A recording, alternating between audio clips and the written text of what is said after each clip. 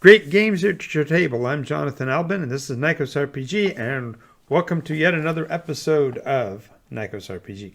We are going to be talking about, today on Game Master's Guide, the benefits and the penalties, if you will, for running the campaign style games. And the question I'm really asking of myself, and I'll be sharing answers to, is whether or not there is a downside to the long form of roleplay games.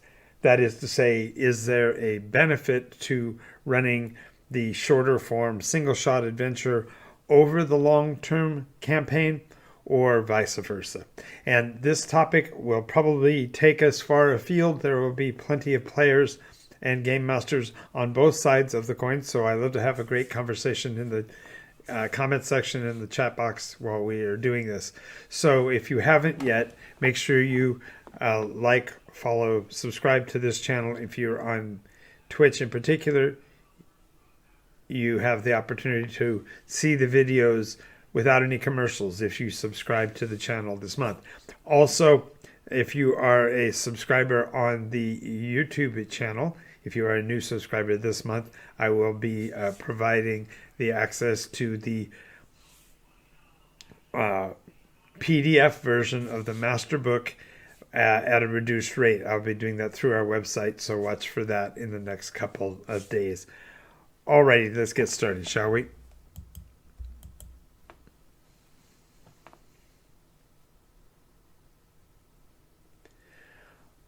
Alright, so when we speak of the campaign, what would be the dark side of a campaign?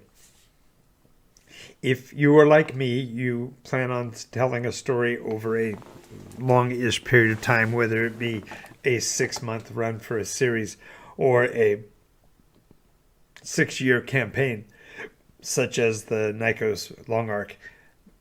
When you get established to run such an event, the dark side or the downside to it is that it often takes a few extra weeks to get started. And so there are players who feel the frustration of getting started only to have a haltering step-by-step process to move into the long form, or they feel like they're overwhelmed because they're expected to do so much with so few, and it's problematic.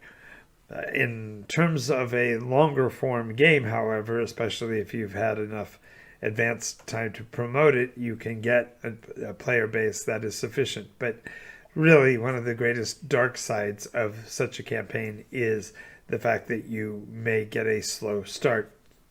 In addition to that, there is a problematic process, especially early on, where players may or may not have ever had the experience of a long form campaign and literally don't know what to do in terms of what they're allowed to do, what their limitations are, and how soon they might be able to accomplish various tasks. All of these lead to the dark side of a campaign really being how slowly they get started. Now, one of the ways to overcome this is to have a session 0 with teeth. That is to say, we are going to start this campaign on thus and such a day, and we are going to run a session 0 on this particular day in advance of that to cover any conflicts or confusions or issues, and stand by that, hold that line. Of course, if you are a new game master, it's harder to do this your first time out, and so yes, there will be some fits and starts, especially with the beginning of a campaign. And that dark side of a campaign can be the dark spot for the storyteller as well, because they are intending to do this great event and expect a large number of participants, and yet they find themselves stuck against the wall because they can't get the players to attend. I can't speak to that other than to say that I've been there as well. And the biggest gift a game master can give his players is the opportunity for the starting date to be malleable. That is to say, yes, we are going to start on a given Monday, and we intend for it to be this Monday, and we are doing a session 0 on the Saturday before. But if that doesn't hold, then we will adjust the time going forward. This does seem perhaps to some to be a weakness, but it's actually accommodation for the players to get to the whatever the critical mass for your campaign is. Most players cap out between 3 and 6 players. Some will hazard up to 8, and in some of my campaigns I've run as many as 17 players from day one. So it's a challenge to get it started, but once you get past that dark point in the campaign, it's more fluid. That doesn't mean it may be for you. You may find that this is problematic and more than you can handle, and so be aware of the other options in terms of how you might run a game, and reattempt periodically, because there may be that campaign didn't work at that time for the players you had in mind, but it can eventually occur. It's really a matter of choosing. So that's just on the starting salvo, is just to talk about the fact that there will be some slow bits at the start.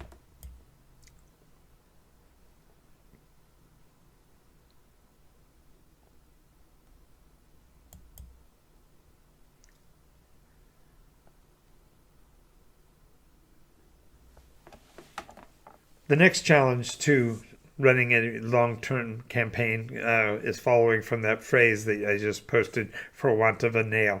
You may have heard the parable before, or the phrase before, but for want of a nail, a shoe was lost. For loss of a shoe, a horse was lost. For loss of a horse, a soldier was lost. For loss of a soldier, a message was lost. For loss of the message, a battle was lost. For the loss of a battle, a kingdom was lost. All for the loss of a shoe horse nail. This is not to say that every single catastrophe or every single challenge is going to be catapulting the problem into the stratosphere. It's just a realization that players ultimately just want to be able to play in a session, and so therefore the more difficult time you have putting together the campaign and the number of players you have to have tends to make it more difficult to accomplish, and the players will soon lose heart. So with that in mind, just realize that once you have 2 or 3 players, that may be enough to begin. I have started campaigns with as few as 2 and 3 players, and by the time we are 3 or 4 weeks in, we have 6, 8, 10 players. So don't feel disheartened if your first session or the first few sessions are under attended. Simply keep doing what you're doing so that the players have an opportunity to see that it's continuous. One of the things we're going to be doing in the near future is adding back in live stream games to our channel. And when we do so, they will be games groups that I already have in play. And so they will be already populated, and there will be adventures going on. And so we will be straining at that point to catch up with the note taking for those of you who are new to the game and trying to follow what's going on. But the reality of getting the groups together is that once you have started one, it's easy to keep adding additional players to the point where you can add additional days of the week, additional weeks of the campaign, and such like. And I can I can and will assist you in getting that done if that's what you so desire for your games group.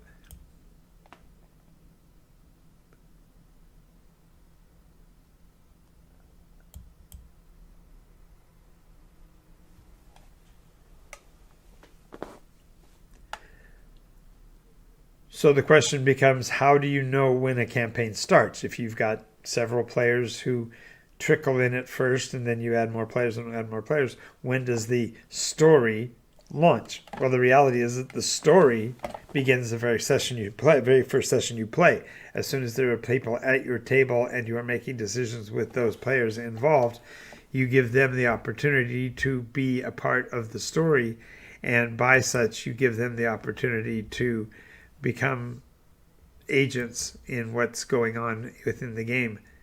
One of the reasons to do this is that it's no longer a matter of your issues only, but the players begin to build the continuity and the coherence of the story because they are linking in what they perceive into the story. And especially if you've got a long form campaign plot involved, the players will be that which drive the plot forward.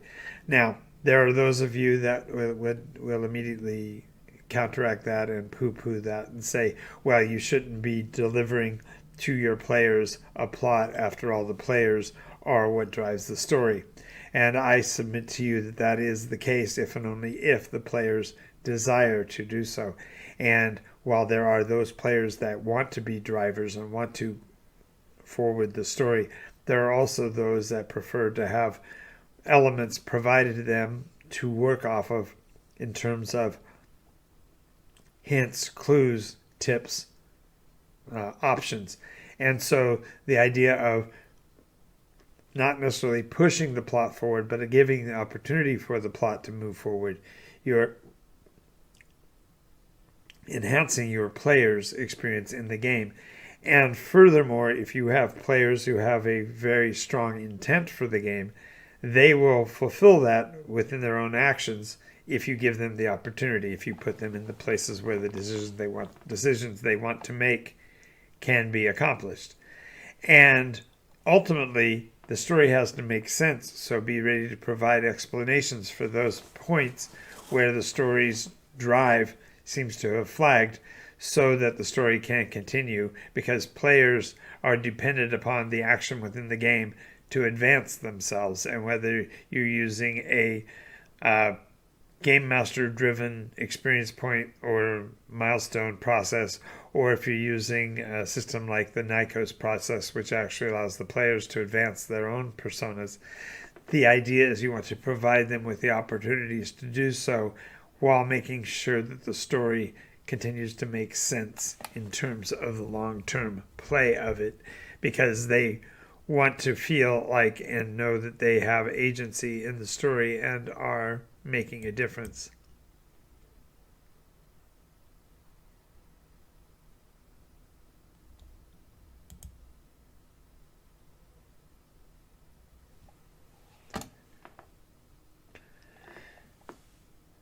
Now we get to where the rubber meets the road. The story matters, whether the players have full agency and are driving the story, or whether they are working off of the materials you're providing them. And the reason the story matters is that the players are actual real beings. I know that seems crazy to think about in terms of development and production and distribution of property and all of that. The reality is that the schedules of your players absolutely must be precious. If they are important to the players, they're important to you, and therefore we have to make sure that we are giving them their money's worth. We have to acknowledge that the players are definitely investing interest in the game, but more importantly, that we also know that time is money, and then we need to reward the players for their efforts in being in the game, whether it means only recognizing the fact that they actually show up, because that's really a positive thing in many cases, but also that they are provided with benefits in the game, because the very players that bring the game to life are also the ones who are the beneficiaries of the game session itself being outstanding. So realize that the story that you bring to the table, that you provide the players with elements of, to allow them to find their own course and choose their direction adequately, is really the icing on the cake that really makes their play valuable, because you're acknowledging the effort that they put in and the amount of time they gave up to be a participant in the game as well.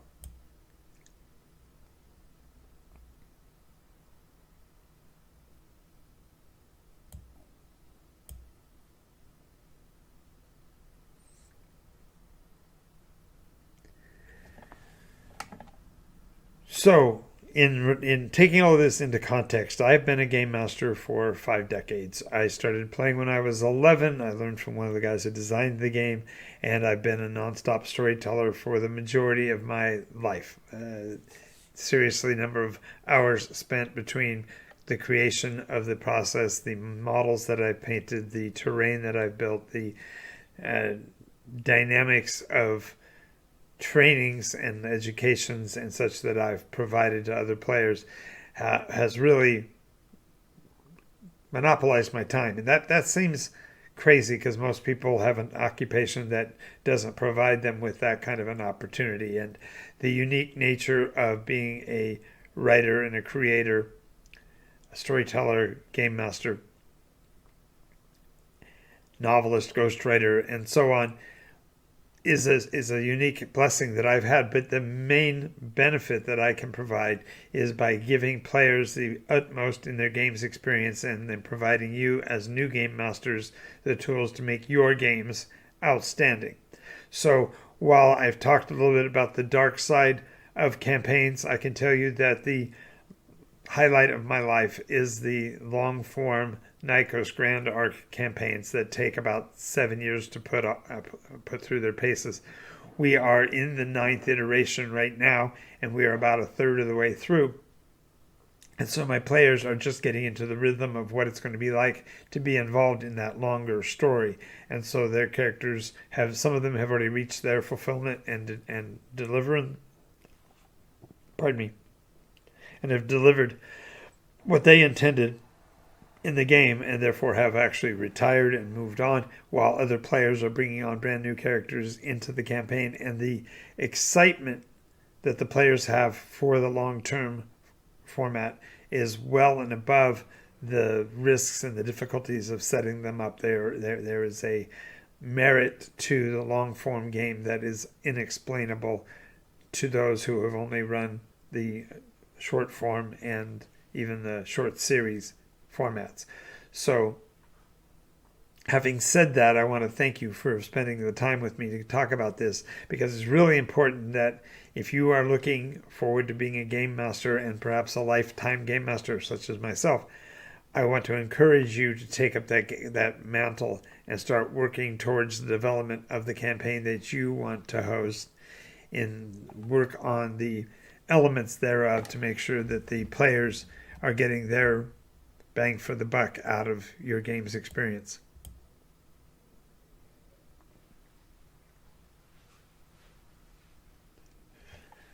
Finally, as we get ready to close out, I want to thank you for your time watching with us.